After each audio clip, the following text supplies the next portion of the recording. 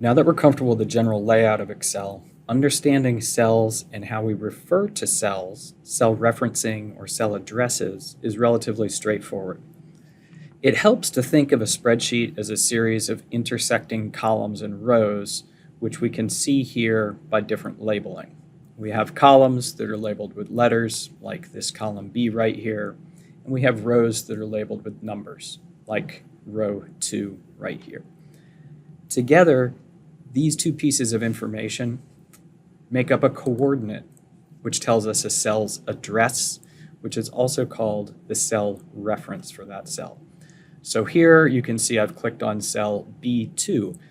We can come up with that by ourselves just by looking at the column and looking at the row and seeing that we're in B2, but we can also refer to the name box here to see any particular cell's address that we've clicked on.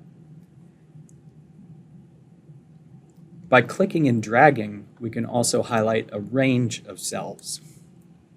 A group of consecutive cells like this is called a range. We refer to a range of cells by the beginning cell and end cell, and so we would say that this range within column B is B2 to B8. And usually we would include a colon in there, and so it would be B2 colon B8 colon for a single column range like this.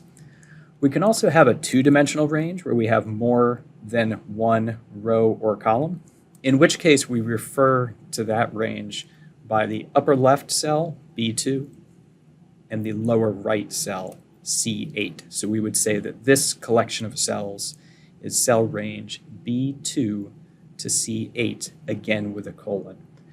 You'll notice in the name box that we still only have one cell reference here, one cell address. That's always going to show us the cell that's highlighted, the cell that was originally clicked on, even though we dragged through and created this range. Again, this information is important because later on we need to refer to other cells when we're making plots. We need to refer to other cells when we're making calculations and data summaries. And so when we move into more advanced topics, we'll revisit this topic of cell referencing to learn some more detail. But for right now, this is all we need to know to get started with Excel.